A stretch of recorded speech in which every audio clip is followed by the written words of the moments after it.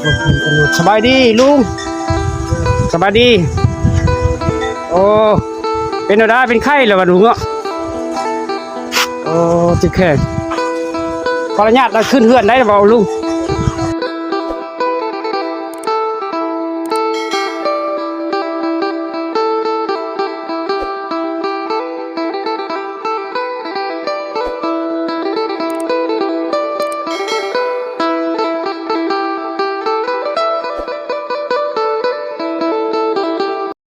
สวัสดีมื้อนี้ก็ตัดภาพบรรยากาศพี่น้องหมู่บ้านบางยีรางมานี่ก็มาตัดภาพบรรยากาศมาสัมภาษณ์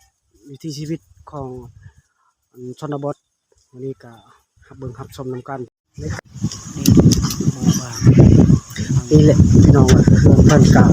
บ่ค่อยสบายคนก็บ่เห็นเพื่อนหลังจากมื้อนี้ก็ภาพบรรยากาศก็นี่เครื่องดื่มของเพิ่นก็บ่ค่อยได้ปานใดสมัยชนบทไอ้น้องไปเลยปล่อยนกบ่กับไปพากับประธานนี่ทุกคนเนาะวันนี้ก็มาเดินทางมีวิถีชีวิตว่ามาเมื่อนี้ก็หาครั้งแรกในชีวิตก็หากันมาเฮ็ดอยู่ที่นี่ก็เพิ่นประมาณค่อยก็มาเมื่อนี้ก็ชีวิตของเพิ่นแต่ว่าเพิ่นมาได้นาคำแต่ว่าบ่ได้เนาะมื้อนี้ก็เลี้ยงครอบครัวนี่แหละ2คน3บ้านพี่น้องว่าห่างจากประมาณ 4-5 กิโลเมตรทุกคนเลยนี่ก็ชีวิตของหมู่บ้านบางยีรางมื้อนี้กับเพิ่นก็มาแต่เฒ่ายังสุดท้ายก็บ่ฮู้คนเนาะแต่มื้อนี้ก็เพิ่นมาคนกับเพื่อนเพิ่นคือโอ้เพิ่นกันหมดสบายดีลุงสบายดีโอ้เป็นอะไรเป็นไข้เหรอวะลุงอ่ะโอ้จิแค่ขออนุญาตเราขึ้นเฮือนได้หรือเปล่าลุงโอ้เห็นแล้วทุกคนเลยนี่แหละเพื่อนกับแขนชิบขาโอ้มันเป็นลายมืออะไรลุงเนาะมือนึ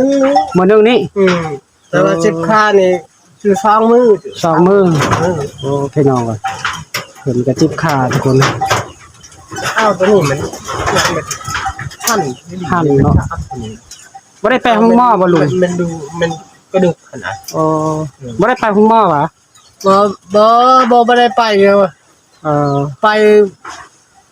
ขึ้นรถก็บ่ได้นี่บ่ได้เนาะทุกคนเลยมันบ่ได้เฮาโอ้ยหยังบ่มีอันนี้ไปใส่วะบ่เดียวหาแต่ว่าโอ้พอเดียวพอเดียวหั่นนี่แต่มันปกมันมักต้นหันก็บ่ได้แล้วโอ้ยทุกคนเลยเพิ่นก็ประมาณมันพอห่างเนาะว่า2 มือพอห่างหรือว่าเมียเสียแล้ววะลุงเมียเสียแล้ววะเสียแล้วอ๋อตะกี้ก็ได้มีลูกเต้าเด้ลูก2 อัน2 อันไม่เอาแล้วลูกผู้หญิงบ่ลูกผู้หญิงเพิ่นก็อยู่ผู้เดียวทุกคนเลยเนาะนี่แหละเพื่อนของเพิ่น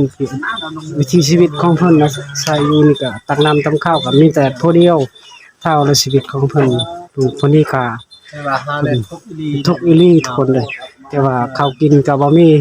อีหยังเครื่องสบายดีข้าวกินก็บ่มีอยู่ในจักคนพอเดียวเนาะเอาขออนุญาตถ่ายเด้อพอเด้อลุงเวอายุเท่าใดเนาะระหว่าง30ปีเบิ่นละ30 ปลายแล้วเนาะแต่ว่าเจ้าประมาณแต่ว่า30แต่ว่าน้องประมาณแต่ว่า40แล้วแม่นละถึก40พี่น้องลูกเมียได้ไปไส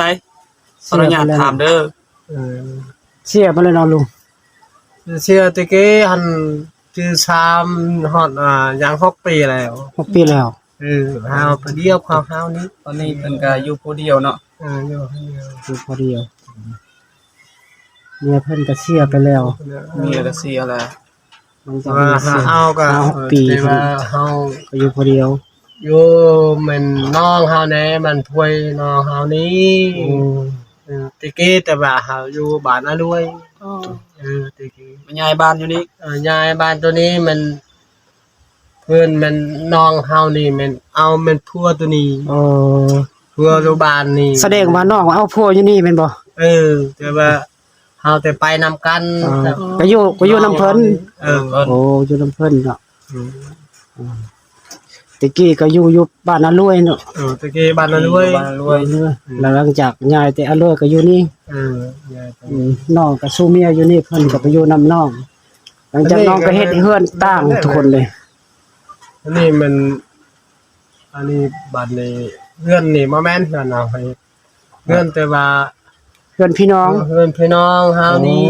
น้อง พี่น้องเฮาที่เป็นเฮ็ดเฮือนใหม่ที่อยู่ตรงนั้น โอ้ทุกคนเลย แต่เฮา แสดงว่า เฮาที่อยู่ตรงนี้ พี่น้องมันเฮ็ดเฮือนใหม่พี่น้องมันสิให้เฮือนแม่นว่าลุงเนาะแม่น